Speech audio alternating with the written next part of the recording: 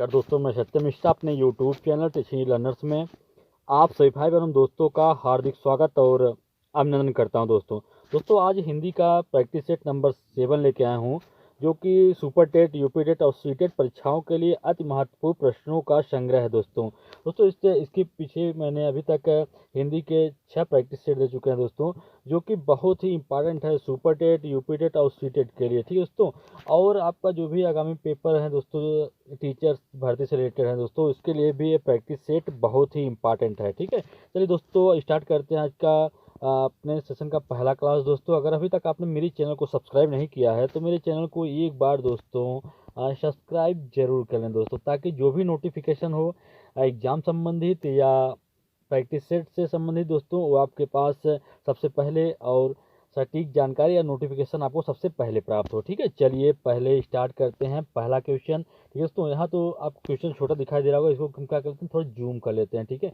Zoom करने के बाद दोस्तों ये देख रहे होंगे आपके सामने एक क्वेश्चन जो है बड़े साइज में दिखाई दे रहा है। ठीक है, चलिए स्टार्ट करते हैं। यहाँ देखिएगा पहला क्वेश्चन है। पहला क्वेश्चन दोस्तों क्या पूछ रहा है, संप्रेषण कला का विकास किससे होता है?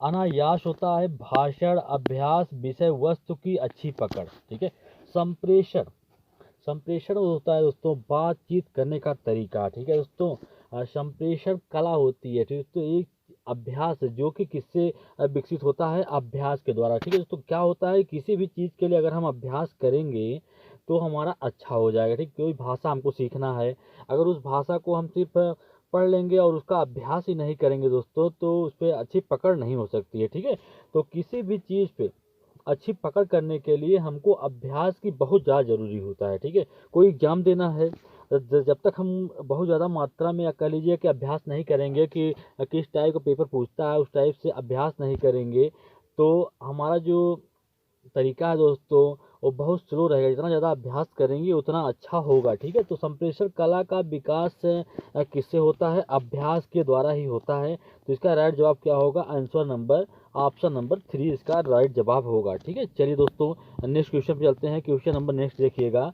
कि इसमें से पूछ रहा है, बहुत ही अच्छा क्वेश्चन है दोस्तों, इंपॉर्टेंट क्वेश्चन है आपके। समझ लीजिए कि यूपी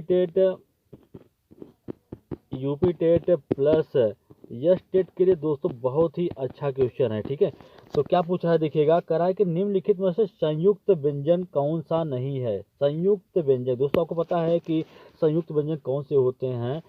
छत्रज्ञ। ठीक है, छत्रज्ञ त्र। ठीक है दोस्तों, ये क्या होते हैं? आपके संयुक्त व्यंजक होते हैं। जैसे आपका त्र हुआ संयुक्त व्यंजक है, छ है ये भी आपका संयुक्त व्यंजक है, ज्ञ है ये भी क्या है? संयुक्त व्यंजक है। लेकिन यह जो है दोस्तों ये संयुक्त व्यंजक नहीं है, तो यही इसका राइट जवाब होगा। ठीक है, तो पूछ रहा है क्वेश्चन में कि निम्नलिखित में से कौन सा संयुक्त व्यंजक नहीं है, तो यह जो है ये आपका क्या है? संयुक्त व्यंजक नहीं है। ठीक है, चलिए आगे चलते हैं दोस्तों नेक्स्ट क्वेश्चन पे। क्वेश्चन नंबर नेक्स्ट देखिएगा, क्या करा है क्वेश्चन नंबर नेक्स्ट। प्राथमिक स्तर पर छात्रों की भाषाई क्षमताओं का विकास का अर्थ है। प्राथमिक स्तर पर छात्रों के भाषाई क्षमताओं का विकास करने का अर्थ है भाषिक नियमों पर अधिकार, भाषिक संरचनाओं पर अधिकार, भाषा प्रयोग की कुशलता पर अधिकार, भाषा अनुकरण की कुशलता पर अधिकार। दोस्तों आपको बता दें कि प्राथमिक स्तर पर छात्रों की भाषाई क्षमताओं का विकास करने का जो दोस्तों विकास करने का अर्थ क्या होता है, मतलब क्या होता है कि भाषा प्रयोग की कुशलता पर, मतलब बच्चा जो है कितना अच्छा तरीके से भाषा का प्रयोग कर पा रहा है। ठीक है, भाषा प्रयोग की कुशलता पर अधिकार प्राप्त करना, यही क्या कहलाता है? प्राथमिक स्तर पर छात्रों की भाषाई क्षमताओं का विकास करने का अर्थ होता है कि भाषा प्रयोग की कुशलता पर कितना अधिकार प्राप्त कर लिया है, कि मतलब कितने अच्छे तरीके से अपने भाषा को प्रयोग कर पा रहा है। ठीक है, तो इसका राइट जवाब क्या होगा? ऑप्शन नंबर 3 इसका राइट जवाब होगा। ठीक है दोस्तों, चलिए नेक्स्ट क्वेश्चन चलते हैं। क्वेश्चन नंबर नेक्स्ट देखिएगा, कह रहा है कि भाषा कौशल की शिक्षण विधि है, इसमें से कौन सी भाषा कौशल की शिक्षण विधि इसमें से कौन सी है? अनुकरण विधि, भाषा प्रयोगशाला विधि, सामूहिक विधि, ये सभी। दोस्तों आपको बता दें कि भाषा कौशल की जो शिक्षण विधियां हैं उसके अंतर्गत, शिक्षण विधियों के अंतर्गत अनुकरण विधि भी आता है, भाषा प्रयोगशाला विधि भी और सामूहिक विधि भी आता है। तो इसका राइट जवाब क्या होगा? ऑप्शन नंबर 4 इसका राइट जवाब होगा। ठीक है, चलिए नेक्स्ट क्वेश्चन चलते हैं। क्वेश्चन नंबर नेक्स्ट देखिए दोस्तों, कह रहा है कि कविता शिक्षण का प्रमुख अंग है। दोस्तों कविता शिक्षण, कविता पढ़ाने का जो सबसे अच्छा तरीका होता है वो कौन सा, इसका प्रमुख अंग क्या है? ठीक है, क्या करना कि भावबोध, सरलार्थ बोध, शब्दार्थ बोध या पठन बोध। दोस्तों आपको बता दें कि कविता शिक्षण का प्रमुख जो अंग होता है वो क्या होता है? भाव बोध होता है, कि भाव के माध्यम से दोस्तों कविताएं जो होती हैं कि भाव के माध्यम से उसको गा गा के एक तरीके से बताया जाता है। ठीक है, तो कविता शिक्षण का प्रमुख अंग किसे माना जाता है? भाव बोध को। ठीक है, तो चलिए आगे चलते हैं नेक्स्ट क्वेश्चन पे। क्वेश्चन नंबर नेक्स्ट देखिएगा दोस्तों, क्या करा है? वह कौन सा वाचन है, वह कौन सा वाचन है जो गद्य में प्रयुक्त होता है, जो गद्य में प्रयुक्त होता है परंतु पद में नहीं। दोस्तों आपको बता दें क्वेश्चन पूछ रहा है कि वह वाचन करने का कौन सा तरीका है जो कि गद्य को पढ़ते समय प्रयोग होता है लेकिन पद्य को पढ़ते समय प्रयोग नहीं होता है। ठीक है, तो मौन वाचन, आदर्श वाचन, अनुकरण वाचन, संवेद वाचन। तो आपको बता दें कि वह कौन सा वाचन होता है जो गद्य को पढ़ने में प्रयुक्त होता है? मौन वाचन जो होता है वो गद्य को पढ़ने में प्रयुक्त होता है लेकिन पद्य को पढ़ने में प्रयोग नहीं होता है। तो ठीक है, तो इसका राइट जवाब क्या होगा? ऑप्शन नंबर फर्स्ट इसका राइट जवाब हो जाएगा कि मौन वाचन। चलिए दोस्तों अगले क्वेश्चन चलते हैं। क्वेश्चन नंबर नेक्स्ट देखिएगा, कह रहा है कि संस्कृत का क्षेत्र किस सीमा तक विस्तृत था? प्रादेशिक, सार्वदेशिक, मध्यदेशी, क्षेत्रीय। दोस्तों आपको बता दें कि संस्कृत प्राचीन भाषा है जिसके सीमा मतलब कहाँ तक इसका विस्तृत रूप है कि सिर्फ अपने प्रदेश तक ही सीमित है या सर्वदेशी या सभी देशों में व्याप्त है। ठीक है, तो आपको बता दें कि जो संस्कृत का क्षेत्र है उसका जो सीमा है वो सार्वदेशिक है, मतलब सभी देशों में संस्कृत को मान्यता है। ठीक है, तो इसका राइट जवाब क्या होगा? ऑप्शन नंबर सेकंड इसका राइट जवाब हो जाएगा। चलिए नेक्स्ट क्वेश्चन चलते हैं। क्वेश्चन नंबर नेक्स्ट दोस्तों क्या कर रहा है कि स्पित स्पित शब्द का विलोम बताइए। अनिश्चित, अनिश्चित, अवसित, असत, अनिश्चित। तो दोस्तों आपको बता दें कि इसका राइट जवाब क्या होगा? अनिश्चित होगा। ठीक है, तो इसका जवाब ऑप्शन नंबर 4 इसका राइट जवाब होगा। चलिए नेक्स्ट क्वेश्चन चलते हैं। क्वेश्चन नंबर नेक्स्ट में क्या पूछा है देखिएगा, कि संचारी भावों की संख्या। दोस्तों बहुत ही अच्छा क्वेश्चन है। ठीक है, इस तरीके से जो क्वेश्चन है आपके सीटेट एग्जाम में पक्का देखने के लिए मिलेंगे। दोस्तों जब से आपका ऑनलाइन पेपर हो रहा है तब से ऐसे क्वेश्चन जो हैं पक्का देखने के लिए एग्जाम में मिल ही रहे हैं। ठीक है, तो पूछ रहा है कि संचारी भावों की संख्या कितनी है? 35, 30, 32, 33। तो संचारी भाव की जो संख्या है कितनी है? 33 है। तो ठीक है, तो इसका राइट जवाब क्या होगा? ऑप्शन नंबर 4 इसका राइट आंसर हो जाएगा। चलिए दोस्तों नेक्स्ट क्वेश्चन चलते हैं। क्वेश्चन नंबर नेक्स्ट देखिएगा, क्या कर रहा है? सभागार में बहुत आदमी थे, सभागार में बहुत आदमी थे वाक्य है गुणवाचक, सार्वनामिक, निश्चित परिमाणवाचक, अनिश्चित परिमाणवाचक। दोस्तों यहाँ पे कह रहा है कि सभागार में बहुत आदमी थे, बहुत थे लेकिन पता नहीं है, काउंट नहीं है, निश्चित है नहीं है कि कितने आदमी थे। ठीक है दोस्तों, यहाँ पे अगर लिखा होता कि सभागार में 10 आदमी थे तो ये क्या हो जाता? निश्चित परिमाणवाचक हो जाता। और यहाँ पे दिया क्या गया है कि सभागार में बहुत आदमी थे, बहुत तो बता रहा है लेकिन इसमें निश्चित नहीं है, यह अनिश्चित परिमाणवाचक है। ठीक है, तो इसका राइट जवाब क्या होगा? ऑप्शन नंबर 4 इसका राइट जवाब होगा। चलिए दोस्तों नेक्स्ट क्वेश्चन चलते हैं।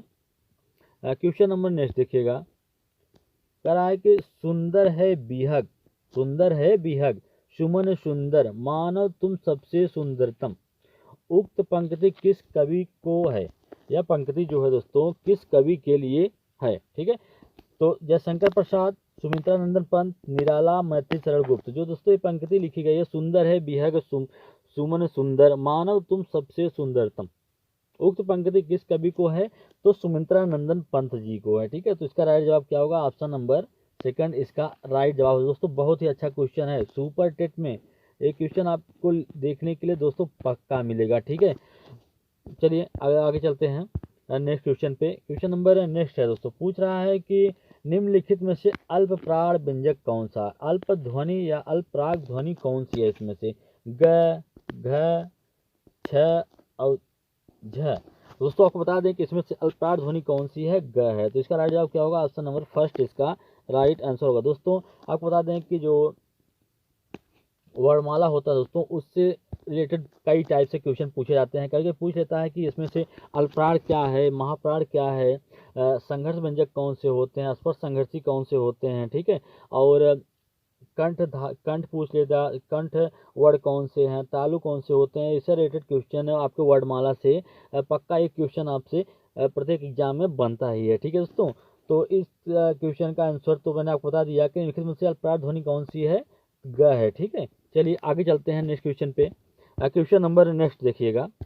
कह रहा है कि संस्कृत से सीधा संबंध किस भाषा का है?